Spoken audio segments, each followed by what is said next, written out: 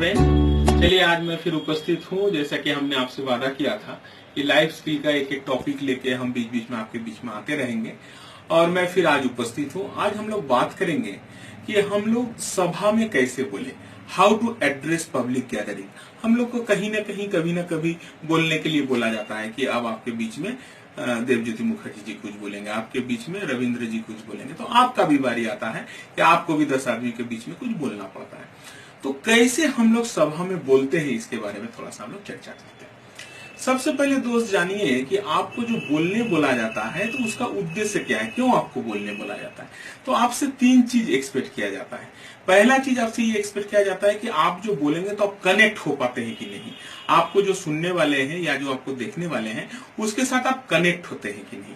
दूसरा आपका देखा जाता है कि आपका विषय वस्तु के ऊपर पकड़ कितना है, और तीसरा आप जितना बोले वो आदमी समझा कि नहीं समझा, बाद में उसका इफेक्ट क्या आया कि नहीं भाई आप तो फलना वक्ता को बुलाए थे, बड़ा अच्छा बात उन्होंने रखा। ये भी आपसे एक्सपेक्ट किया जाता है कि आप आदमी को सोचवाइएगा, आप आदमी को आपके साथ अनुभव कराइएगा चीज को, और बाद में उस हिसाब से आदमी काम करेगा।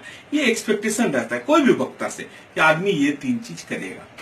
अब आपको जब बोलने बोला जाता है कि आपका जैसे नाम का अनाउंस होता है तो आपको एक बड़ा डर लगता है।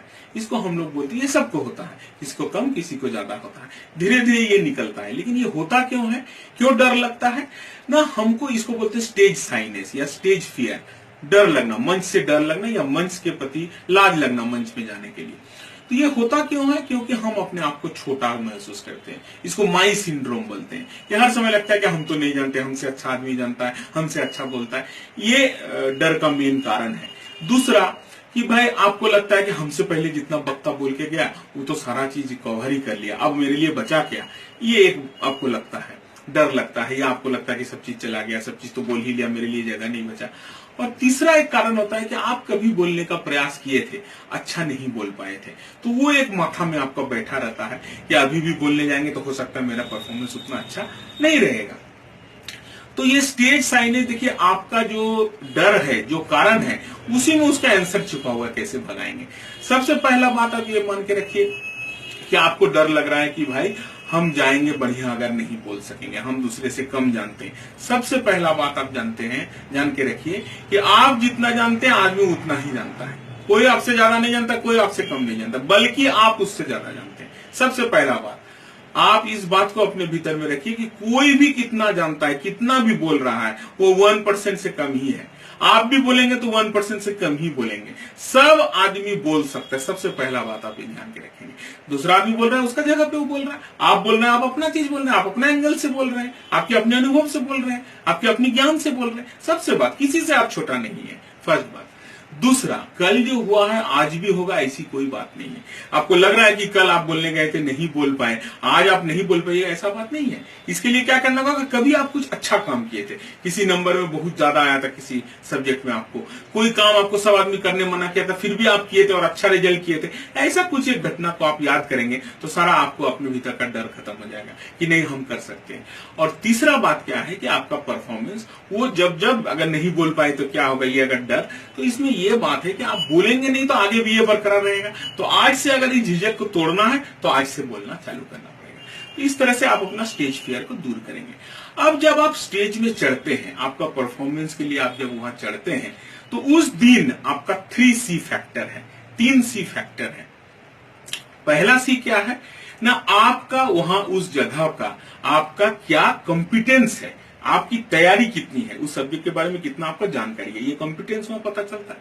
दूसरा आपका पता चलता है कि उस दिन का आपका कैरेक्टर, कैरेक्टर मैंने क्या हुआ कि उस दिन का परफॉर्मेंस कैसे आप बोले। कैरेक्टर के बारे में हम फिर बाद में आ रहे हैं विस्तृत रूप से कि उस दिन आप अपना बात को कैसा रख सके। कॉम्पिटेंस मैंने हुआ उस सब्जेक्ट के ऊपर क्या पकड़, और कैरेक्टर मैंने हुआ उस दिन का परफॉर्मेंस। और फाइनली सी है करिश्मा। करिश्मा मैंने आपका माइक पकड़ने का ढंग, आपका खड़ा होने का ढंग, मंच के बीच में खड़ा हो रहे हैं कि साइड में खड़ा हो रहे हैं, सीधा खड़ा हो रहे हैं कि टेढ़ा खड़ा हो रहे हैं, आप जो पोडियम रखा हुआ है उसके ऊपर वजन देके खड़ा हो रहे हैं, सारा चीज करिश्मा माने उस दिन आप कैसा स्टेज को यूज कर रहे हैं, दर्शक के साथ कैसे कनेक्ट हो रहे हैं, कैसे माइक पकड़ रहे हैं, ये सारा चीज करिश्मा है। तो कॉम्पिटेंस, कैरेक्टर एंड करिश्मा, ये तीन चीज आपको वहां दिखाना है। कॉम्पिटेंस आपका प्रिपरेशन से आएगा, या आपका जानकारी से आएगा। कैरेक्टर उस दिन का परफॉर्मेंस, आप अच्छा से अच्छा परफॉर्म कीजिए, आपका एक नंबर कैरेक्टर निकल गया। सिनेमा में बोलता है ना कि गब्बर का कैरेक्टर कितना अच्छा, कैरेक्टर मैंने रोल, उस दिन का आप कितना तरह से कितना अच्छा परफॉर्मेंस किए।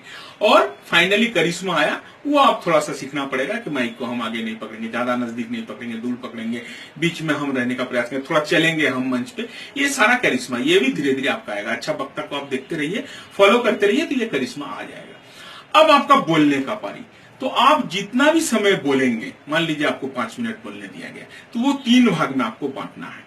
पहला, आपको अटेंशन लेना है, क्योंकि आपके प्रति आदमी आकृष्ट हो। 30 सेकंड के अंदर आपका श्रोता या दर्शक ये डिसीजन ले लेता है कि आपको अंत तक सुनेगा कि नहीं सुनेगा।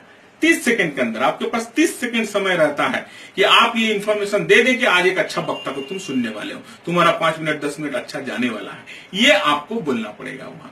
तो ये कैसे आप उसका अटेंशन ले पाते हैं? तो फर्स्ट आपका अटेंशन लेना है। ये आपको मान ली 5 मिनट बोलिएगा तो उसका 10%, मैंने आधा मिनट टाइम। उसके बाद मेन आइडिया, मैंने आप विषय वस्तु के बारे में जितना अच्छा से बोल सकते हैं बोलिए। और फाइनली हम लोग एक्शन। एक्शन मैंने क्या है कि आप जितना बात को बोले हैं उसको थोड़ा सा रैप अप कर लीजिए और उसका बढ़िया से अंत कीजिए उस आपका स्पीच का। ये 3 पार्ट है। अब हम कैसे लेंगे अटेंशन? हम कैसे ले सकते हैं अटेंशन? हम बहुत तरीके से ले सकते हैं। हम एक चुटकुला बोल के अटेंशन ले सकते हैं। हम सुंदर ढंग से आदमी को धन्यवाद देके कि आपने मुझे बुलाया, इसको देके हम सैल्यूटेशन करते हैं, उसको देके हम अटेंशन ले सकते हैं। हम एक कहानी देके अटेंशन ले सकते हैं, शेरो शायरी करके अटेंशन ले सकते हैं। हम वेदर का बात करके, खेल का बात करके हम अटेंशन ले सकते हैं। और अटेंशन जैसे लेंगे तो फिर मेरा इजी हो जाता है आगे बात करना। और सबसे अच्छा अटेंशन होता है कि जिस विषय वस्तु पे बोल रहे हैं उसी का एक कुछ बात बोल के आप अटेंशन लीजिए, तो तुरंत कनेक्ट हो जाता है। अटेंशन ले लिए। मेन आइडिया में क्या आपको बात करना है कि फैक्ट्स एंड फिगर्स रखना है। जो भी बात आप कर रहे हैं उसके पीछे अगर कुछ फैक्ट आपको पता है, कुछ सच्ची जानकारी पता है, तो उसको बात रखिए, तो जरूर आपका दर्शक आपके साथ प्रभावित होंगे, आपके प्रति आकृष्ट होंगे। और आप जो भी बात रख रहे हैं स्पष्ट रूप से रख रहे हैं। आप जगह दीजिए, आदमी भी आपके साथ बात करे, एक आध क्वेश्चन करने का, बात करने का आप कोशिश कीजिए।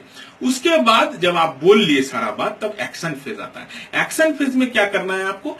जितना बात आप बोले हैं उसको आपको रैप अप करना है, छोटा रूप में उसका कंक्लूजन देना है। क्यों देना है? क्योंकि प्राइमेसी रिसेंसी इफेक्ट। कितना भी बात आप बोल रहे हैं, 1 घंटा बात कर रहे, 3 घंटा बात कर रहे, लेकिन शुरू का 2 लाइन और अंतिम का 2 लाइन यही आदमी को याद रहता है। तो अगर आप रैप अप कर देते हैं फाइनली, कि जितना बात बोले उसका छोटा रूप में कंक्लूजन दे देते हैं, तो जितना बात आप बोले हैं उतना बात आपको उसका याद रह जाता है। तब दोस्तों आप समझ गए, डरने का कोई बात नहीं है। आप भी जानते हैं, दूसरा आदमी का जानता तो आप भी कम नहीं है, आप भी जानते हैं। और एक बात हर समय याद रखिए, चाहे 1 लाख आदमी रहे, चाहे 2 आदमी रहे, आप जब भी बात करेंगे तो 2 आंख को देख के बात कर सकते हैं। तो 2 आदमी से बात करना, 1 आदमी से बात करना, या 5 लाख आदमी से भी बात करना एक बात है, क्योंकि आप एक बार में 2 ही आंख को देख सकते हैं। तो इसलिए कभी मत घबराइए कितना आदमी, जितना ज्यादा आदमी है उतना अच्छा है, क्योंकि आप तो ताक 2 आंख पे सकते हैं एक बार में। तो इसलिए ये कभी मत घबराइए कि आपका दर्शक है, और कोशिश कीजिए कि आप अपनी बात को निर्द्विधा के रूप में रखिए।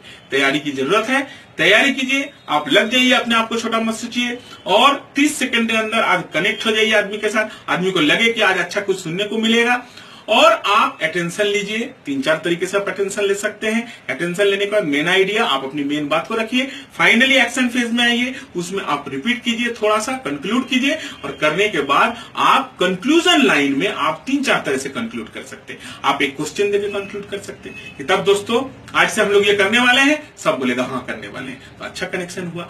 आप आज एक अपील करके आप क्लोज कर सकते हैं, तब दोस्तों आज से हम लोग ये करने का प्रयास करते हैं। ये हम लोग अपील करके कर सकते हैं, या कुछ भी आप एक संदेश देके भी, एक शेरो शायरी देके भी आप एंड कर सकते हैं। तो attention, main idea and action. तो कोई वजह नहीं बनता है कि आप अच्छा वक्ता नहीं बन सकते। चलिए दोस्तों, बहुत बहुत धन्यवाद, आपने इतना धैर्यपूर्वक सुना, और आगे भी मैं ये सीरीज जारी रखूंगा, आपको विभिन्न टॉपिक लेके मैं बात करते रहूंगा। बहुत बहुत धन्यवाद, बने रहिए।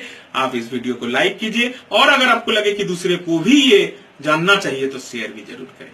बहुत बहुत धन्यवाद।